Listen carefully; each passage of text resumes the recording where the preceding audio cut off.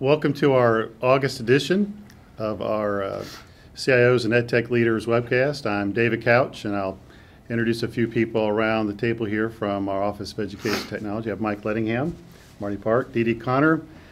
Phil Coleman is just right off camera. Oh, there he is. But thanks for joining us. We also have Go Soapbox up available. We have some questions for you to respond to. And also anything that's not a question, we take a look at during the webcast for it to bubble up. We did zero out some of the responses from last webcast to some of the questions. As those, this is really the July webcast and August that we've added a few things. And one of the things we've added is some backups here with our services. With YouTube becoming much more, I guess, automated, there's a downside of it. It listens in and censors things, but people aren't really making those judgments. It's the computers and the technology, which is problematic. So here's claps. So I guess we're not having any claps today. I think claps. That's from a movie that goes straight to one of the other ones we did. It thought that was from a movie, and it shut it down. So we do have a backup service in place, but thanks for joining us, and we do have a wide variety of things to hit upon. So I'll start first with our Kentucky Board of Education meeting. Spent a lot of time in the July webcast going over the details of our technology need of $366 million and the money that we found to address it. The part I'd like to add on to that, by the way, the board approved that. But some piece of information I didn't share with you before I think is worthwhile. For example, the $366 million. Whenever I'm in an audience, I always try to remind folks what that's based upon. That's based upon our CETS master plan. So if you go to the page of the budget in the new CETS master plan, the 2018 to 2024, you will see that exact dollar figure, and you will see that dollar figure broken out in some pretty good granular detail. And by the way, David, that is newly published on the Katie website. Good. So the web version of the CETS master plan is now available. Thanks for saying that. I know that's we've talked from it, but it's good to know that's out there. So I think the average person goes, is $366 million, is that a good or bad number? Now to all of us, that's a huge amount of money. Right. But when you take a look at it in the context, for example, in corporate America, 4 to 6% of their revenues or their amount of money available goes toward purchasing technology-related things. That's the people, that's the software, that's the hardware, that's the services, that's the what we call the total cost of ownership. So it's between 4 and 6%. If you take $366 million and you divide it by all the kind of funding sources that are available for K-12, that's federal, state, local, we're about at 4%. That's about 4% of the budget. Now, we always would like to be on the higher end of that 6%, but I think there's some reasons why it's a little bit lower than the corporate side. For example, we get educational discounts. The services that we get with, for example, with Microsoft and Google for free, a company and a lot of different things, they have systems they're having to pay for. The discounts we get, a lot of the software and the hardware. It's great being K-12, by the way, and other meetings with other folks, even other state agencies who don't get it, which I greatly appreciate the pricing and that we get in K-12. The other part is Kentucky K-12 is in most ways the most advanced in cloud-based computing in the United States. Just not other K-12s, just not other state agencies, but even the corporate sector. So as I've talked with my corporate peers, most of them have not gone to the cloud. There may be still 5 or 10 years away. And there's definitely pretty significant cost savings in a lot of different regards when you go to that. So while I like to have been in that 5% range, when we talk to folks, it always is good to help them understand we are not asking for a gob of money much more than others would be asking for and use. Now, when we actually take a look at what we spend or anticipate to spend, $266 million is just under 3% of the money. So would like that to be actually at the 4% range. And the biggest hole that we found, and I'll talk about a little bit later, is why aren't we at that full 4%? Well, the big gap is the people side of technology. As we've taken a look at the reports that we get, it is really clear that we see, as you've seen on the charts, is expenditures and buying of stuff is really going up, of technology-related items, and the number of people and positions has gone steadily down over the past 5 years.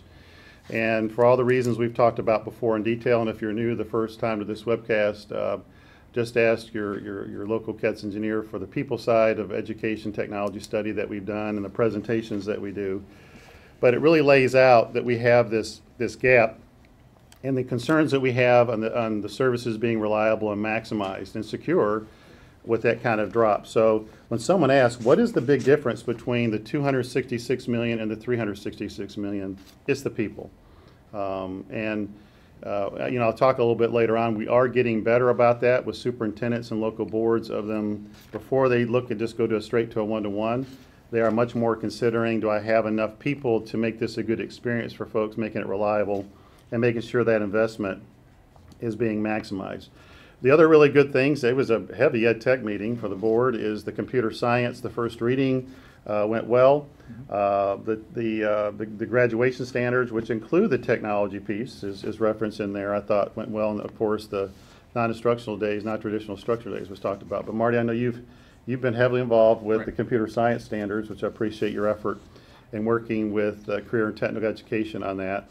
And even our curriculum folks here and getting that with Amanda Ellis's team, our chief academic officer. So anything you'd like to highlight from that? Just briefly, I think if you're interested in those draft computer science standards, just reach out and let us know. Our field staff, our CATS engineers, and our digital learning coach team all have access to those.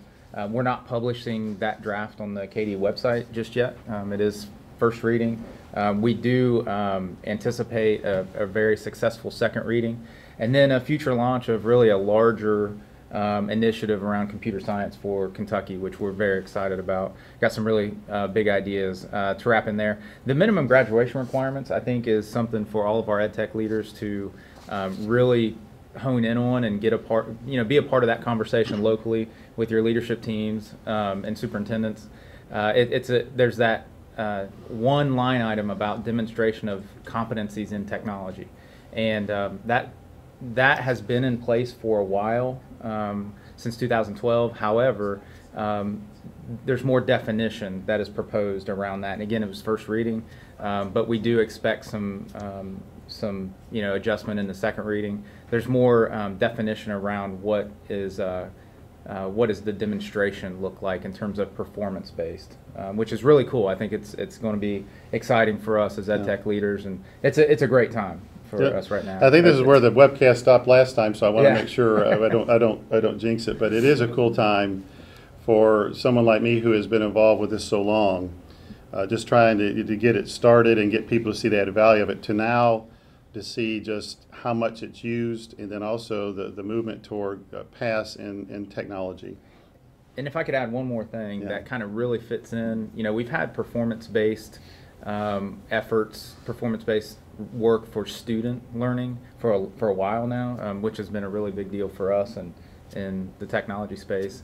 However, there is a new statute that I think we'll start to see some energy on that really ties in to this topic from a Kentucky Board of Education perspective, with a pilot on performance-based professional learning for teachers, which we all feel like is, it's the right timing, it's a great idea, but as more and more districts engage in that work to say, hey, what does performance-based learning look like for our teachers? And there's a lot of technology integration that wraps in there.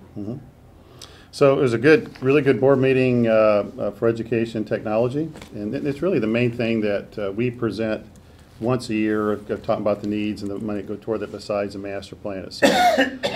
Mike, related to that is our estimated CATS offer of assistance. $19 to $21 per ADA, as we shared before. One of the things we did say, not last webcast, but webcast before, was that we were looking to move that toward a number per ADM, and we've decided not to do that, so it will remain as an 8 per ADA amount. And when I explained that before, I talked about how essentially that just makes the number go down a couple of dollars per ADM. The person can always still crosswalk that if they have a need to, but we will do it on a per ADA, as we always have. And $19 to $21, we remain confident we're going to be good in that range. Sure. Student privacy, we've sent you a link. It's a three-minute link about directory information. I encourage you to take a look at it. It's a good reminder, I know, at this time of the year that parents sign off on directory information. And it's just a reminder of folks. I know we have a question associated with this. I think it's question 2, Andy, about are your staff and teachers aware of the district position on the FERPA designation? So I don't know if we've had enough people respond to that. Looks like 11 responses so far. Yeah. They're split. And sometimes it's hard to find a training opportunity. Take advantage of some of these, short training opportunities to send out and increase awareness, because I know we get a lot of questions here at the state and says, oh, that's directory information, you can release that. Well, at the state level, we can't use directory exception because every local district has a different definition of directory information. And we also don't track the parents that opt out. So that's not a release that we can do at the state at all, but you just really need to understand and make sure the information is being fully described to your parents and the staff at the schools and districts. And also there's I mean, you don't have to make it released to all. There's certain parts of directory say just for these specific purposes, Right. like a ball game program or something real specific didn't go out to the general public. Yeah. But I thought it was pretty well done. I mean, the PTAC group up in Washington and the Department of Education do an excellent job associated with this. So I'm a big believer, as Dee Dee said, these little mini trainings, these little 2 or 3 minute versus stacking them all up in a room and wanting them all come in there. This is a good way to get it done, and it's good. And it's good words that make sense to, I think, the average teacher, student, and parent. Right. Yeah.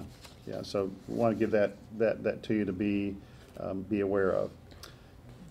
You getting ready to say something, Marty? Just, I always like in that regard, I always like a kind of a non-punitive check for understanding as well. So if we watch a video on something, just ask a quick question to see how well we get it. I know that's a strategy that several districts are going after. We heard that at the CIO Summit last year. Some strategies along those lines, but in quick snippets, I think is a good approach. I know we've said this for, I think, 5 months, a reminder of your annual cybersecurity health check. I know I sent that to our commissioner for our board. We all signed up for that, and make sure this is, it's actually a plus side, just a reminder that a lot of states, well, most of them, I would say 95% of them, maybe all of them except for Kentucky, really don't have a way to get in front of their board and their superintendent on a regular basis to talk about this, where it has a basis in law. And so they'd like to discuss these things, but they're never really given a chance. This is your chance to get some things on their radar screen. So I do think this is a real plus side that other states look that we have that wish they had, but just a reminder about it. But also related to this is physical security itself. Now this is not a 99% broke, but mainly a 1% broke. But it is a thing I want to bring to your attention. Is physical security around your technology, particularly like your internet hubs and your school buildings and your districts. So if you have someone that just shows up and says, I'm here to take pictures and look at your internet hub within your schools, someone should be immediately contacting you as the EdTech leader for the district and say, do we want that to happen? We did have an incident that happened in Kentucky to where someone showed up at a school, a couple schools within the district. They convinced someone within that school building during the summer to let them in and to take pictures of their technology infrastructure and leave. So part of it is they approach the custodians and janitors, and we know the great work that janitors and custodians do behind the scenes, just not in the basic job, but just get the glue to a school building. So you need to work with all levels, from the principal down to the custodians, about if someone just shows up at your school building, no matter how nicely they may dressed and how formal they look, there's still a process that folks should go through before they're allowed to take a look at in detail of your internet structure within your district and at your school level. Now, we did investigate this. We did follow up with this. It's an individual that approached another district, so we wanted to make sure, understand better what was happening with this situation. So the organization that person came from is aware of it and has apologized and is working with this. And it's not it's one of the not a core member that was part of their employment, but someone they had hired, but still represented the organization.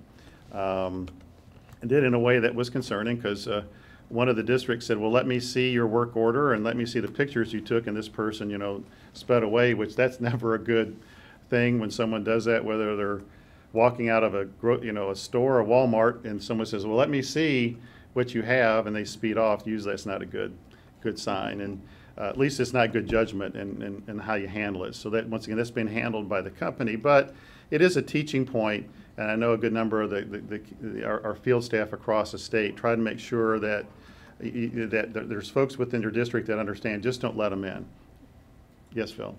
David, before we leave security, it's a good time to, I guess, remind our school districts that today or this time of the year is our worst time, most vulnerable time for security attacks, DDoS attacks, malicious code attacks, phishing, and things like that. So just a reminder to school districts to be diligent and make sure that the virus protection is updated, and we do see already an uptick in DDoS attacks. Yeah. As we do every fall, we see that. And so really in October and September and October is our peak.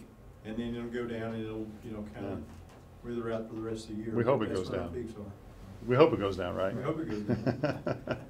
We've got you protected, though, if it doesn't. I know we do have a question on this. I think it's question number 1, Andy, about have you circle back and make sure your boards and superintendent is aware of the cybersecurity health check. So let's see your responses to that. Oh, that's great. David, we've asked this question in years past, and I think the results here so far, I know, and only 29 folks have responded so far, but this is, I think, a different viewpoint than in years past. So. Yeah. But still, you got how many more days? Oh, I know. Yeah. You got 10 days. Yeah. So you better get, and there's nothing saying you got to wait till August to do it or July. You can do it in June. You can do it in May. Some may want a full school year view of it, which I understand, and we do ourselves. We take a full school, but usually in July we have all the data collected and we put it together and we've run it by all the different folks that got to see it. So just a reminder, by 31 August, and that's not a OET requirement, that's a legislative requirement to have that in place. And the responses are climbing, but really positive that no one has identified that this is the first they've heard of it. So that's always a good thing. Yeah, making progress there. We do have 2 members in here that are part of the telehealth board process. Megan and Andy, who are behind the cameras and do such great work for us, will be representing us along with Lisa Moore. There's 3 different work groups on telehealth. And I'm up to go the details. You can read the note that I sent in the agenda about the time frames. But we are trying to represent you on that. The other thing is to make sure, and everybody's trying to do the right things, we find, is all these health providers come in, is making sure they're not getting equipment, and that sometimes happens with this, and I hope it didn't happen with this particular one, is they get this super high-end video system that is a massive overkill for what they're trying to do, takes up gobs of bandwidth that's only used 1% of the 1% of the time for what they're after. And so it's typical in the video arena for people to go way overboard. And the price of those end devices is expensive, but also the amount of bandwidth they take up. So we're trying to, and I know, Andy, you hear that from me regularly, is make sure that group is always keeping that on their mind, of being frugal with that on both ends. But I do think there's a real part here to where, let's say you have 10 different doctors, all 10 want to use a different piece of software.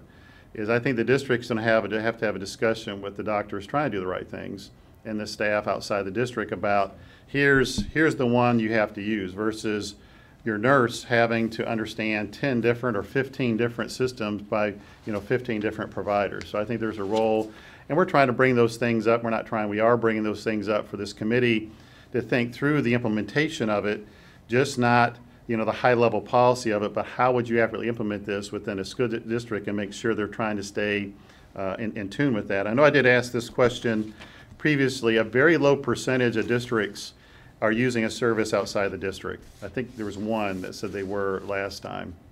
Regularly, most have nurses on site, and this may be something you use every once in a while, but I think this will have to be something the EdTech leader is going to step in on. May have to step on somebody that's doing massive overkill of things that doesn't really require it. So it'll be a discussion that you that you will have and you'll have to manage going forward. But we want you aware of that, and proud to have Andy and Megan represent us along with Lisa Moore in those discussions. And we'll keep you informed as they more start formulating things, but I do think this is going to you're going to have a role in this, because they're going to start showing up and expecting people to use 10 or 15 different software packages. So you have to educate some folks on that, to how well that doesn't work in a K-12 environment once the intentions are good. And David, the big thing that we point out, and I know Andy and Megan are helping give some guidance on, is to not fall into the trap of over-teching a solution, right? Yeah, and yes, so that's a good way to think put it. about the services and tools that we have access to, the low-cost, no-cost approaches that are available that work really, really well. One of those we're using right now, Right. Skype and Google Hangouts and the other ones. You don't have to have these super high-end end devices that are recording it and then putting it out and then managing it. So try to help them be frugal and not overkill in a lot of different ways, and it'll probably take you all, being part of that process. The next note we have is about the OEA study on instructional resources, and that doesn't totally involve education technology, but to some degree in the student privacy. So I did get a response back from the OEA team yesterday, which I appreciate, to let me know their timing, which you all don't know. I don't think I've shared that even with you all yet. Maybe I have. So late September is when the draft is going to be provided to the agency for us to review, which you always appreciate that opportunity and give feedback upon what we see. And just like all the studies done, the feedback be considered, but doesn't necessarily mean that it will be in there. But I appreciate the opportunity to give feedback to it. And then it's actually presented to what we call the EARS committee, but that's a legislative committee, on the 16th of October. So as we learn more about that, and it's at a stage to where it's proper to share with you. For example, typically stuff in the draft stage is a thing between the two organizations, and we'll represent you well going back and forth. But as the document gets final, and we're aware of that, we'll share that with you and make you aware of things that, like I said, the findings and the recommendations they have, and how that applies to what you may do within your organization. So wanted to make sure you're aware of that. The other thing is, even though our webcast ended early last month, I said make sure you get this ESSA thing on your radar screen, particularly the funding source. Right. So in the agenda that I sent out, it is a duplication of what I sent out last month, and also the reminder. There is money available in this $15 million that's allocated for our state, that's going to school districts, that you have to stick your nose in to say, hey, what about us? Because I guarantee if you don't go, what about us, you're not getting it. So I know if that makes you uncomfortable, this is one of those ones you have to be uncomfortable a little bit with. And a point, David, that you captured in the notes that you sent out, but I think it's vital to really dig in on at the district leadership level, is if your district is allocated over $30,000, then of the three categories, the effective use of technology, there will be some money expended in that area. And so if you're not a part of the planning, then that's a question of that's how they define it. Yeah. Right. Yeah, so stick your nose in it. As I said, I do it all the time. Meetings I'm not invited to, I see that I should be there, I invite myself. And there's a technique you can do that people don't get too angry with you with that. You need to stick your nose in on this. This is a pretty big pot of money. I know we are here, and the agency, sticking our nose right in on it.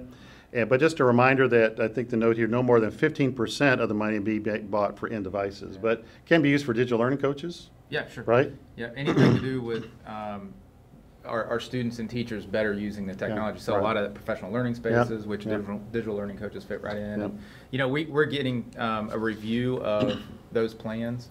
And so, we have a note of who to contact directly, who is the overall program administrator for all of those funds. However, myself, I'm really tied in with Layla on that, and so any technology-related questions, definitely feel free to shoot out as well, and we'll help get to some really quick answers on, I think.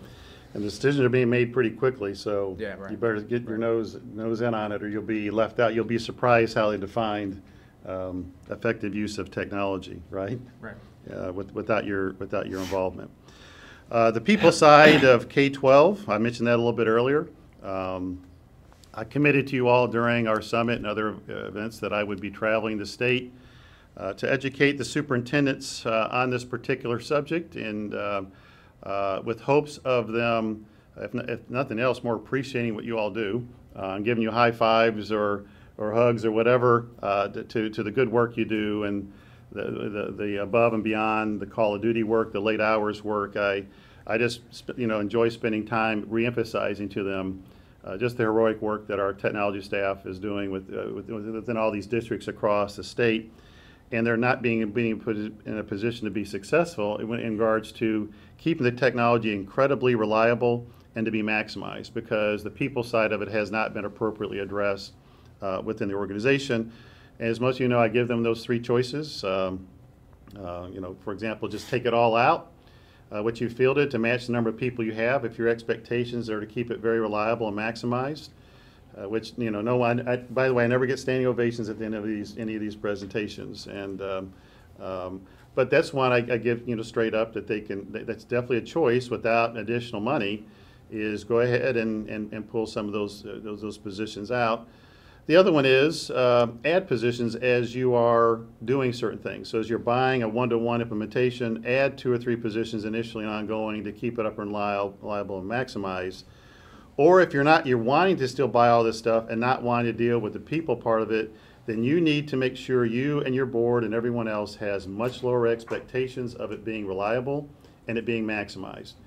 And there should be no beatdowns of any technology staff or anybody else when this stuff is not reliable and maximized, when they keep on buying at these rates and not dealing with the people side. And anyone that's heard me present, I say it just about as blunt as all that. I don't sugarcoat it to them, and the audience appears to appreciate that I don't sugarcoat it. There is positives that are coming from this. The superintendent, there was 2 of the slides that I've used that you all have seen that he just got a presentation on with his district person, so he heard it from me, so he heard it from his own person, and as the great value and I open up with is the great thing I'm doing, I'm speaking on your behalf and saying things in a certain way and more direct than probably you can get away with. But the nice part about it is they are hearing from me, even though it may be more blunt, the same things that you're telling them, which I know is always helpful to hear it from another source. And just not hearing it is we're seeing actions that they're following through on it. So we're seeing where they're hiring more people. Obviously, we would like for you to get paid more. I always throw that out to them. They could pay you more.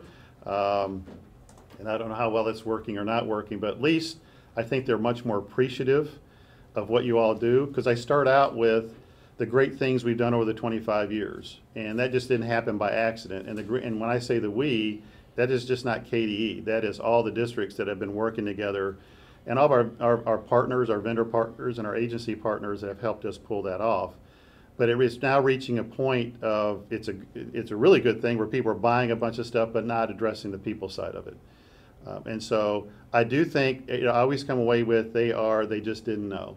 And I know you've said it in a certain way, but now it's more blunt. But also the tool that we have available. I think, I've asked our field staff to follow up with folks, certain superintendents that have contacted us about the tool that we've shown you in the CIO Summit that you're aware of.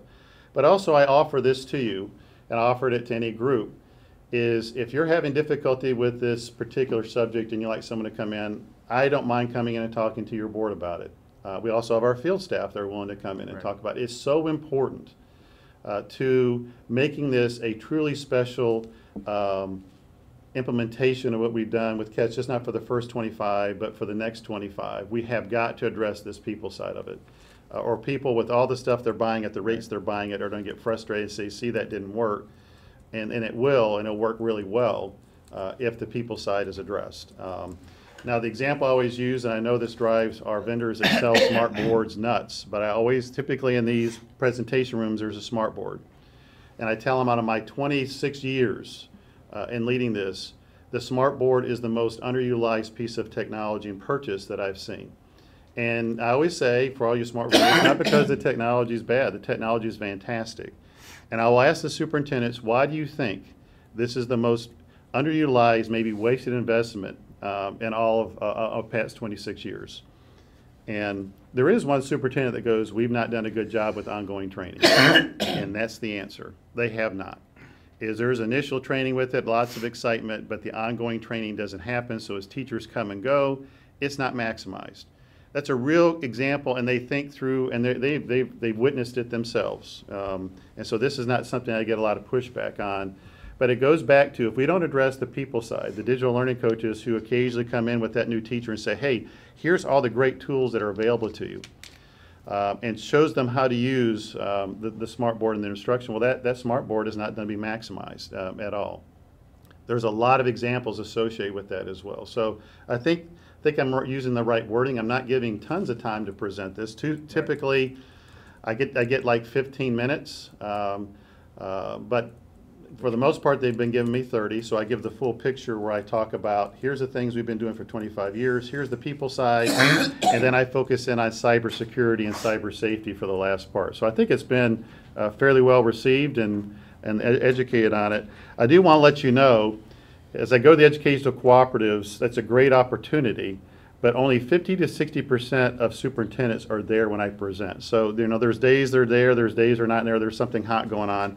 So I'm sure the day that you really wish your superintendent wished that superintendent was there when I presented was the day they weren't.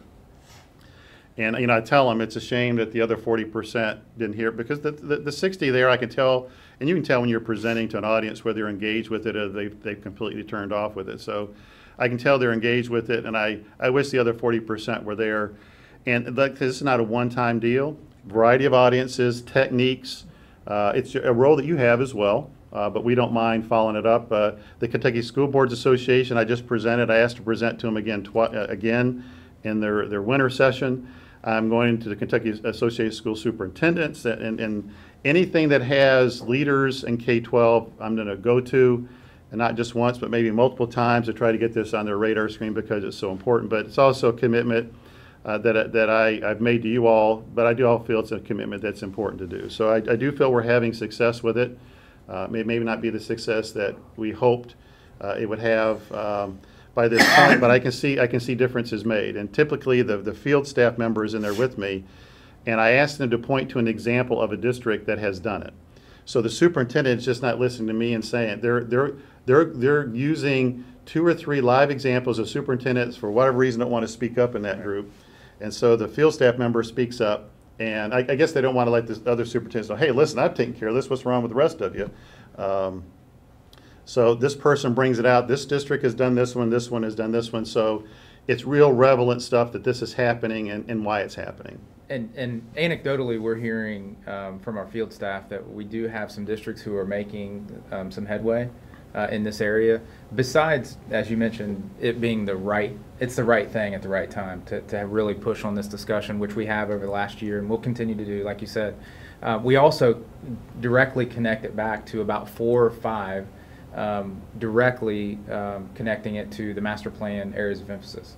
And so we're going to continue to work that and continue to push in those areas. It also indirectly hits on another 5 or 6 areas of emphasis in our master plan. So we're going to continue to watch that. I think at this point I'd also like to push on, besides the anecdotal piece, right now we are opening, and if you go out to the digital readiness collection for this year, we have the collection open. And so we're also looking at the people side of K-12 EdTech in that digital readiness work. That collection's open right now, and it'll close at the end of September. Thank you. Yep. Hey, Andy and Megan, I do want to circle back to when I noticed that there was a question that I skipped over about the ESSA. It was question 4 about have you been involved in those Title IV discussions. I'm kind of interested in where we're at. 50% right now. Yeah. Well, it's good we have 50, but you still got time for the remaining. It's kind of like the thing I do for cyber safety. You still got some time to do that. Same deadline. Same deadline. And it's never too late to stick your nose in and at least see what they said they're going to have it go toward. But definitely, it's a lot of money.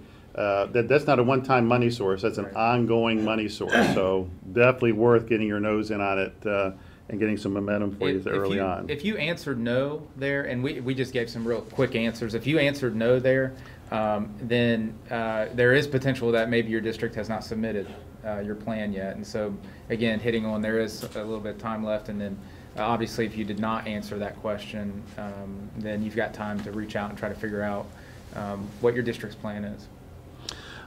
Next topic, during the most recent legislative session, the Data SEAM initiative had its annual funding reestablished, and that provides computers for K-12 districts for a variety of instructional purposes for students, but also forms, as I say here, a supercomputer through a grid computing for the James Graham Brown Research Center for cancer research and new cancer treatments. The Data SEAM team will soon be contacting the appropriate districts. So I just want to give you a heads up on that. That was the funding, $1.75 million was reestablished to begin this school year. Next topic is Kentucky stats, and Dee Dee, I know you're aware of this topic fairly well, maybe too well.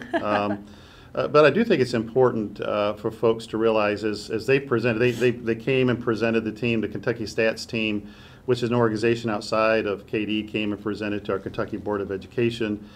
I think the previous month they had presented to the Kentucky legislature about what's in their tool as far as K-12 related and how it relates to students once they leave K-12 in their career choices, which I think is just powerful types of information. I do think they did the right thing and did a name change from, what was it called before? K-Seuss. The only way I can remember this was Dr. Seuss, K-Seuss. That was my... And before that it was P20 data system, which I didn't, as you know, I never called it K-Seuss because I think that was meaningless to me. But P20 data system is what it is, but it's called itself Kentucky Stats now. Right.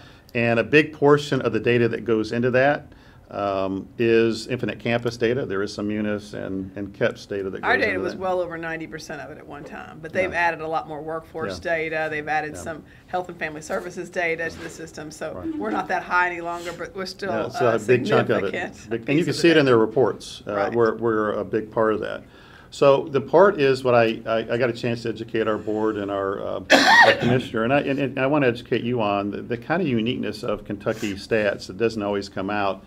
It was started, as were a lot of things, were at the federal government for K-12. It was K-12 funding to start longitudinal data systems in all the states. And what is interesting over the course of time is there's only really 2 or 3 states that really have a operational system left after all that initial money. And there's a lot of reasons why they have failed. Probably the first one and major one that happens is Kentucky. The reason Kentucky has an edge on other 49 states is our product standards, and that's the edge that we have for a variety of things, for a variety of reasons. So when you have one school information system and you have one financial management system, it is much easier to bring in and collect versus in Indiana when they have, I think, 30 to 50 different school information systems, and Texas where they have over 100 different financial management systems. I always say it's difficult to make one thing work together. I can't imagine trying to bring all that from all those different systems, and they just collapse. They don't do well trying to bring all that in. And also trying to make apples and apples. It just gets way too complex. The other smart thing that happened in Kentucky is instead of it being established in just the Department of Education, the K-12 Department of Education, it was put in a neutral type of organization at the cabinet level here in Kentucky. And there was genuine cooperation between the different leaders associated with that. You know, our commissioner level, the leader at the Council for Post-Secondary Education, and et cetera. So there was a genuine cooperative spirit. And also there's been an ongoing money source that was identified for it. Now, I don't think it's enough for what they have in place. They got, I think, close to $600,000 in a 2014 or 2015 legislative session. I think they'll need more money beyond that to sustain it. But a lot of these systems that were put in place did not, they had federal money to start it, but no one really thought through the ongoing feeding of it after they start. And that's a typical problem in technology with both federal and state legislators not thinking through the ongoing cost. And we all know in raising kids, there's the birth, and then there's the 20 years after that, 30 years, 50 years after that. I mean, it depends on how long it takes you to get them off your payroll. You're just early on. I'm toward the end of mine. I'm breaking out the sweat over here. They never really do. They never really do. That's not what I want to hear. But it's, yes, that's probably the truth. They never really do. So These are the same types of things, but they do have great data in them that we want to make sure you're aware of, because it's my understanding the Kentucky Stats team is intending through a variety of ways to make your superintendent aware of that, of this tool. They really want, and I know our state board members were talking about it in our past board meeting when this tool was presented to them, they would like every student, every teacher, every adult, every parent to be aware of the data that's within here, because it is pretty good. It talks about, here's kind of generally, it's de-identified data? Mm-hmm. It's not, but you can see cumulatively what students are doing and the paths that they're going into and what's that mean. I mean, it is a pretty powerful tool. We've sent you some links to get on it and check it out. And so if your role in the district really doesn't have anything to do with the district, with data, I should say, is I'm asking you, as I do on all webcasts, is do a copy paste of what I send out to the right folks. Some have all the responsibilities of the instructional, the technical, and the administrative within your district. Some just purely have the technical. But you may be watching this webcast, but I count on you to make sure the other parts go to the right person in your organization as kind of the air traffic controller if you're not responsible for them daily. So whoever does the data side within your organization, and it may be multiple people, and it may be your superintendent is really the chief data officer for the organization, then please make sure your superintendent is aware of this. But I also encourage, it's got some pretty neat stuff in it, just to take a look at it yourself. Yeah. I wouldn't say it would just be the data people, because you talk about the high school feedback report. I mean, you don't normally think about your principal as being, but high school feedback reports were just released publicly. You all should have seen them already because they went out from us early on for district review, but they went out publicly just this week. So that information's out there to see how the high schools are doing. It shows high school success, completions, as well as going into college success, even into the second year of college. So, and then the future skills report really gives you where the jobs are in your area. It can help high school students to try to kind of see where the jobs are and where they aren't, and in different parts of the state. And I think as a parent, this is a great tool. The school counselors, most certainly, but a parent, but as a student, you'd want to see this. So I think it shows the power of what we've put together the past 25 years, the great resources, the infrastructure, the data systems we have in place. And these are the types of things that you can put in place and sustain when you put that in place. So I want to make sure you're aware of it. It does remind me, there was an organization in state government that was great. It was the Kentucky Long-Term Research Center. They did a lot of studies on Kentucky and Kentucky's future. This doesn't do everything that does, but it really does have a K-12 focus and what they're doing after K-12 and college and career. So definitely encourage you to take a look at all the things that you see there. You want to look at the fifth we did have a number. question. Yes, thank you. Without having to circle back. Yep. Please put that question that was associated with that one up there. I think it was question 5. Yep. Looks like about 36 folks have responded to it. Vast majority have never been on the site, so opportunity for them to see. It's opportunity. Yeah, opportunity. Yeah. But part of this too is your superintendent is getting ready to really hear about this, and other folks within your different venues. So part of it is want you to get ahead of it. But I think there's some powerful information in there, and those that play different roles within a district. That, for example, Infinite Campus, this is the purpose, one of the bigger purposes beyond your district that helps us. And helps the students across the state with. So it's Munis data and Infinite Campus data is shared with them the fall of every year for the previous year, so that they've got information after you've closed out your year. We snapshot that and send that all off to them, usually by the 1st of January. Yeah. Education Superhighway heads up. We do have some grind with this organization, Mike, as you know, of just what their mission is and how they communicate and how misleading some of the stuff they do. They try to do some good stuff. I'm not saying it's all a bad organization, but we have great issues with a lot of things they do as one data point. For example, we have all of our schools connected with fiber type speeds, and first to do that a while back, so every year their initial report comes out, Education Superhighway, and it looks like a third of our schools don't have it, fiber connect, and that's mainly because they look at one data point being Education Superhighway. So if E-rate funds aren't put in place or aren't used to put that fiber in place within a district. To Education Superhighway, the district is not connected at all, which is just maddening to keep on going through this with them, knowing that we're a state that's leading this, and they portray it that way.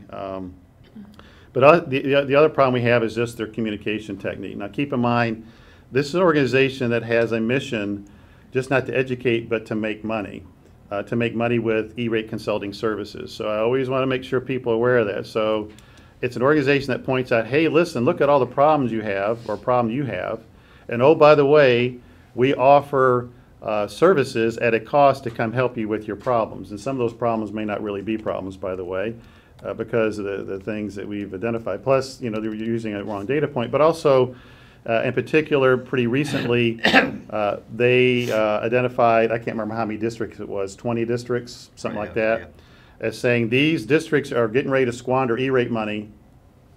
In essence, really what it looks like is it wasn't about squandering E-rate money. For example, if a district did a total refresh of their network infrastructure within their buildings 3 years ago, they don't need to replace it right now. It's young technology. They would not be being good stewards of taxpayer money and frugal if they're replacing these things every 2 or 3 years. And so what folks saw is say, hey, listen, these folks haven't used their allotted money to replace it. Well, the timing has not such that required them to replace it, and we're trying to be good stewards of taxpayer money. So once again, is our problem is their technique is they're communicating with, and I've talked directly to their CEO about this multiple times. They got to stop talking directly to governor's offices across the state. They need to talk directly at the Office of Education Technology level equivalent across a state, because that office is going to have the best hold on where K-12 is currently at and not at.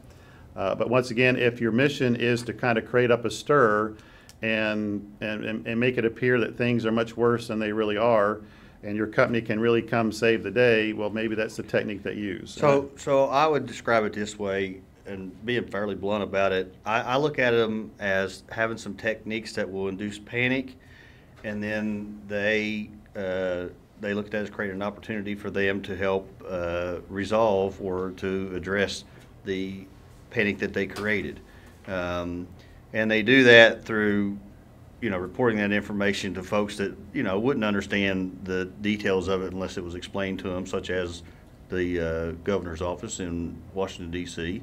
Yep. And that's specifically what David's referring to, where they'll point out that, look at all this money that's not been spent yet, and you know, this should have been spent by now, when there may be very good reasons why it hasn't been spent by now. And they'll say, you know, let us come in and help solve this problem. And by the way, we make money by coming in and help you solve this problem that we pointed out to you. So I just have very, and I like David when I talk with the different representatives from that organization, I'm very blunt with pointing out to them that they have a very, very bad technique about the way they're presenting their business. And so anyway, we want you aware there's 20 districts on there. And the field staff, if they've not already done so, please get with those 20 to make sure they're aware that this organization identified them specifically, and you know, get back to us on where they're really at. Our preliminary look at it is, and there may be one exception to the 20, that all districts were being good stewards of taxpayer money and being smart about what they were doing and not being squandering an opportunity. So. Now, what this kind of activity sometimes can do, we feel very confident that we have a good handle on where all the districts are at regarding their participation and maximization use of E-rate. However, whenever you have this kind of activity going on, it may absolutely require us to ask some more questions and get some more detail. Not because we're necessarily questioning that we have a good handle on it, but just to be able to very clearly represent that information in more detail than we may have already been doing so. So yep. Just be aware of that as well. Yep. Next time, just heads up, I'm not going to go into detail with it, and Mike Lettingham on our team is working with the Office of Finance and Operations here in KD, but definitely is going to be the fielding of a point-of-sale system, at least an opportunity. It's not going to be required, but there are federal funds that have been available for this purpose. It's not technology related specifically, but it's for this kind of thing. So Robin Kinney, who is our Associate Commissioner, and her team, and specifically Community and School Nutrition, will be leading this as an opportunity. So this will be, at this point, off the shelf versus homegrown system, an RFP. It's got initial and ongoing funds associated with it. But because it's a technology-enabled system, even though we're not building it and buying it, we're making sure you're aware as the EdTech leader that it's coming your way. And we definitely want to involve with it. Any other high-level I mean, points? it's just in the early stages of moving, to begin to move forward, get traction. The Education Professional Standards Board became an official part of KD agency, was it 2 weeks ago? Maybe it was a week. It's not been long, 2 weeks ago. Interesting for me, is most things, is when you've been around for a while like I have, a Professional Standards Board was a core part of KDE as we began the Kentucky Education Reform Act. If you take a look around the country, is nearly all the types of organizations like the Education Professional Standards Board are already part of their DOE. There's some exceptions to that. I don't know if there's 10 states, but it looks like 35 or 40 states have that part of the organization in their DOE, which it always makes sense to me, and it makes sense to me that they're here.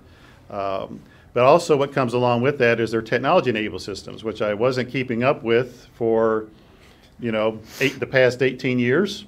And so we've, they got a new associate commissioner. In fact, he's the former principal of 3 of my kids, so I know Rob Akers real well.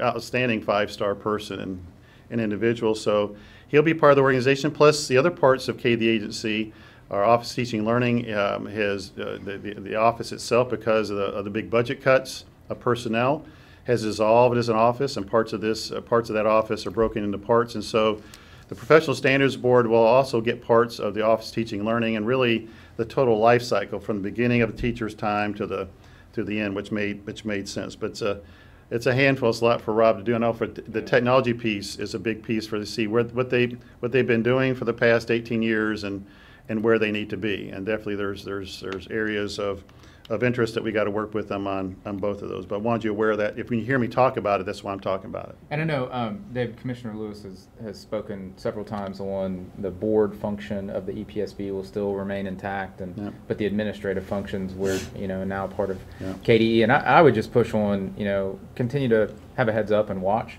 some of that advancement. I think, for example, yesterday, I think to note that the board made a decision to move away from requiring rank 2 for teachers, which is a really big deal. And there's some other news that will come out there that's all of us are kind of watching because it pertains to us. Yep. I'm gonna skip one topic and come back to it, but I do want to talk about this power outage, and Phil, you're aware of this. And this is a two-way street. I'm not going to spend a lot of time on it, but if the district knows that they're going to have a power outage in advance, let us know that. Because we have all kinds of alarms going off here or with the folks that manage those services on our behalf, and they're automatically assuming it's something on our side that has caused that. Not that the power has been turned off within the district or someone has turned it off. And like I say, it's a two-way street. That's why we always try to, and we know something's happening up here that's causing an outage, to try to let you know as quickly as we can, so you're not spending your local staff time assuming it's something happening that's failed within the district when really it's something exterior. So just Phil, I don't know if you want to point any more thing, but I think that's something you brought to my attention. Yeah, I think the important thing is just let us know so that we're not waking people up on weekends and early in the mornings and late at night. And we have about 5 vendor partners that react when a district network goes down. So when the power goes off on the KENRAC or the UPS kind of kicks in, then we got people that are being alerted. Bells and whistles are going off, and we're scrambling trying to figure out what it is, as we do in any normal network outage. So there's been a few times when it's been a planned power outage that we didn't know about.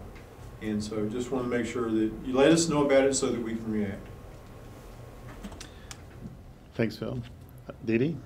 All right, I just want to give some quick updates. School report card, the first release to districts is happening today. This is always the first release with just the safety data. So you've gotten emails from me if you're a WAPOC and trying to make sure that everybody got their information up to date, so the people that need to be reviewing the data have access to the data. The timeline is that it needs to be done by August 30th. The sooner the better. It is an active validation this year, so somebody has to look at the data and have to actually say that it is approved. So on August 31st, And that the reason I say sooner rather than later is on August 31st, we have to provide that information to the Center for School Safety as well as the Office of Education Accountability. So that's a process that happens every single year. This isn't the first time they've looked at the data, so don't get overly concerned about the short turnaround time. It is data they've already looked at, the school safety file. The data is the same as what they've seen. It's just a different format. And sometimes looking at it in a different way does make something jump out at you that didn't jump out at you in a big Excel file. So your involvement on this, for the most part, some of you might be looking at the data directly, but most of it just making sure people have in the web applications access to school report card to be able to look at that data. You've gotten a few emails on that, but if you have somebody that's not gotten set up, that needs to be set up, right now it's an overnight process. So if you set them up today, they're not going to have access until tomorrow. We're working on that, but we kind of took a conservative approach on that because we didn't want to create any performance issues by having that updating all day long. Right. So it was a decision we finally made. Let's go live with it just as an overnight upload. So that's why we sent the information out yesterday. We had sent the information out previously before that. Same thing for the online school directory. We'll no longer have a paper directory. I don't know how many of you all saw the paper directory anyway, but it was still paper and it was this thick. So it's going to all be on the online. So that is another reason to make sure your information on your roles that are online are correct. That's a process, and you've gotten that information already too. But if you have any questions on this, don't hesitate to reach out to me. I might not be able to answer your school safety data questions, but I can get you the right people. So. We have the rest of the school report card cycle will be late fall before we actually see the rest of the data in the school report card and opportunity to review the data. We're still working out the dates on some of that, so more to come on that, but it all is through the new Brightspace product. So even if you don't have an opportunity to go and look at it right now, you can go and if you don't have a reason to validate, but you might want to just go in and take a look at kind of the direction we're heading, because what you're seeing now is kind of got the layout. You're not seeing the landing page. You're not seeing the public view quite yet, but this is the same process we'll go through with the rest of the data as that gets loaded to the system. A couple other things that I just want to mention before I run off is we do have a new data visualization tool. And this fall, you'll see those reports being loaded into Infinite Campus so that districts can look at that data in a more robust way. Infinite Campus has a lot of good reports in the system. We've added a lot of new reports in the last year. But these reports will be done in Tableau. These reports will be interactive where you can slice and dice your data and look at it different ways. We've started with some basic demographics and attendance data, kind of more of our foundational data.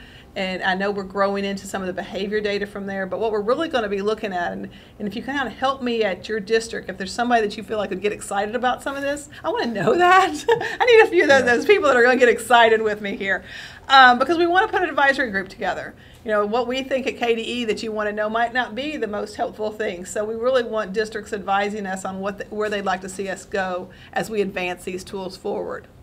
So, reach out to me on that if you're involved. We're working with some of the other data groups too. So that stuff is pretty exciting. If you just want to get a preview of it and you kind of want to see it, we do have a small pilot group we're working with right now.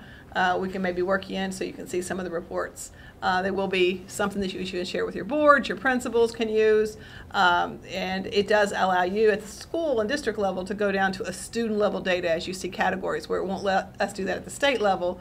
We've just said that we didn't need that level. For you guys, you'll be able to drill down into the different graphics to get the students that are actually making up that group. So it's a pretty cool tool. Emphasis on interacting. Oh yeah, definitely. And Didi, I noticed, I do have a new prescription coming in for my glasses. I skipped over the school report card, so thank you for circling that back. It was like, what in the heck? So is there anything else major that I missed? I was just looking back here. No, I've been checking them off. I thought it was That'd been like purposely. toward the very beginning. Yeah, sorry about that. So that's all right. Yeah. Civil rights data collection, we spoke to a little bit in a previous meeting. We've got some new data that's going to be collected this year. It's actually optional this year, but it will hit at some of the stuff David was talking before, and from a federal perspective, maybe enhance the understanding of the fact that we have fiber in all our schools, because it's going to be a federal collection that's going to say, yes, we have fiber. Right. And yes, we have Wi-Fi in all of our classrooms. So those are going to be questions that are going to be answered through the school report card. but will be shared with the civil rights data collection and published publicly at that level, at the federal level. Let's see. Only the other things I want to just really quickly mention was that we do have some training opportunities coming up. If you've got folks that are new or just need some Infinite Campus refreshers, the user group meetings are scheduled in September. The actual dates of when they're going to be in the western versus eastern part of the state, and I think the last one is actually here in Frankfurt, are posted on the cases training page. We also have an e-transcript, so if you've got some counselors that can come to the Western Kentucky University, that Parchment Connect training will be there this fall. And then, of course, we've got Interchange that'll be in December 11th and 12th this year. So all those are posted on the training page, cases training page, so check there for more details. Thanks, Dee Dee. Did I miss anything? That was fast. I know. I mean, that sounded like you got it all in there. I'm still struggling with how I missed a school report card. So thanks for the update. All right, thank you. We don't have that much more to cover. I did want to circle back to one topic about the spending patterns of districts. I know we have a webcast question that we put up on this, but I want to give you, and you just have that ready to go. We'll look at that in just a second. So we have, part of Mike's team, they spend time, I know Jessica Burton and Melissa Moore and Justin Spinks help you out with, different varieties of putting these reports together and stay in touch with our vendor management. But we just got an update last week on the annual report of KET's expenditures from our contracts. I'm not going to go through all of them, but just a few of them I thought were interesting. If you take a look at our KET's instructional device, our computers that we have, there was just over $20 million spent last school year. Now, what we don't have yet is the current TAR data for what was bought that shows them TAR, but if you go to the year before, it's close to $50 million was spent. So of the $50 million we had $50 million of end devices, but 20 million of that 50 was from our KET's contracts. And so we had 30 million that was not, which meaning they're the, what we call them, the commodity devices. Consumer devices, right. And so, but we do capture that. While we don't capture that in what the vendors supply us, because these reports come from the vendors themselves, what we do capture that in the TAR report, because it's right. Doesn't matter what the funding source it is. It doesn't matter what funding source we have. TAR captures it, and also our digital readiness report, which shows that the grand total numbers. And so, so we're going to capture that otherwise. But here's what's interesting to me is if you take a look at the 20 million, 31% bought Apples, 38 Dell, 13% bought HP, 12% bought Lenovo, 1% bought Microsoft, I guess it's the Surface, and 5% bought Bytespeed. And that's what makes up the 100%. So I'm interested in how do those numbers play out when they bought the consumer level devices. The thing that stood out to me is, for example, on the Apple side, when our students, and this is primarily at high school, took the online test of end of course tests, and we had over 100,000 students do that, is the number of Apple devices was really small. I can't remember, and I meant to look at that for the web. I don't know if it was 1% or 4%. If you look at traditional, what is way below this number. So does that mean with the other 30 million, most of those devices, high percentage, are non-Apple? And not to pick on Apple, but it's just kind of that, is I'm trying to get a feel for how does this number fit into the bigger one. I think when you take multiple different data sources, trying to match up, and it naturally is asking some new questions, right? Yeah. So I thought you'd be interested in that. We also took a look at the printers, and according to the KET's contracts that we had for the year, $600,000 was spent on printers. Now, in the grand scheme of things, when I talked to you about $366 million of technology need, that's really tiny. So, we talked about before, what is the added value of these, or does it need to be a different form, more of a shared printer than your traditional, we put a printer in the classroom. So that dollar figure tells me something that is small there. The same thing happening with the voice systems. When we take a look at the TAR from 2016-17, over 4 million was spent on voice. But when we get the reports back from our KET's contracts providers, vendors, only 800,000, close to, I guess 850,000 shows. So it tells us really, do we have the right mechanism? For example, here at K, the agency, we don't have an on-premise phone system. We're up in the cloud. Have most folks gone to some other method for their voice communications versus an on-site system? And is there continued value in having a voice contract going forward, or at least in this form going forward? Same thing with the servers. Take a look at all the expenditures that we have. It's only $700 and close to $800,000 were spent on servers statewide. Does this still serve a purpose, or should we expand it to be like UPS storage servers? And that's the kind of discussions that come from it. But I thought those were some interesting stats. Is there any other questions that bubbled up that are worth hitting upon or getting clarified? You know, we've answered a couple just directly. There is one, how do we verify that all systems, and Phil, this goes back to your topic that you mentioned. How do we verify that all systems in the KIN cabinet are restarted appropriately after a power outage? Mm-hmm. Our DC and GC typically have to be manually powered on each time. Exactly. So that's the reason it's important for us to know, you know, so we can plan and we can have the right people, that, you know, that can kind of flip those things back on. So I'm giving you the coming soon list that we have, that we intend to talk about either in our our monthly webcast or a special webcast. So the topics of local district planning and PD, probably we'll do on our regular webcast. Probably we'll give an update on our light speed threat check with all the interest in cyber safety for students, and we'll talk about what the functionality of that software in a future one. And in September, October, we're probably going to have just a special webcast in itself, just talking about virus protection and our strategies going forward. We have two pressing points. One is we have the massive budget cuts that have been sustained to us over the course of time. That comes into play, but also the advancement of what comes generally with an operating system, but also the day-to-day management. How do you keep up with that within a district of trying to get virus protection out? So I think that's a topic I want to have, folks that want to join that in. We've hit most of the other things. And additional things I know we're trying to make sure that our TAR starts matching up with our master plan line items. So the next year that we're doing this, we'll have those will be more aligned. The digital readiness is underway. Yep. Correct. Right. Anything else major that I didn't mention that need to mention here? I'll just mention real quickly, and it's nothing that districts need to, take any kind of action on or anything, but be aware of, and we'll speak more of it. I think we have mentioned it that we were working on in the past, but Phil and I have been working on finalizing our efforts toward replacing a device that exists in every school district called an Avison out-of-band management solution. We'll be replacing that with something, and we're working on finalizing the game plan on doing that. And then the switches in the switch in the KIN rack also has to be replaced, and we're working on finalizing that as well. The game plan on doing that. So. And all of this goes toward us trying to make sure that we provide really, really good uptime for our school districts. And today it's 4 9s during instructional time, which is really, really good. Our goal is to get to 5 9s.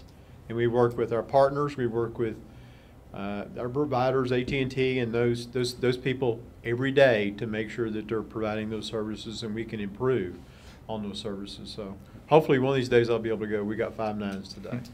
I'm looking forward to that day. I think every day is going to be that day. That's not happening. We're getting close. Can we show one more? There's one of the questions in question 3 that I want to get the feedback on before we sign off in here.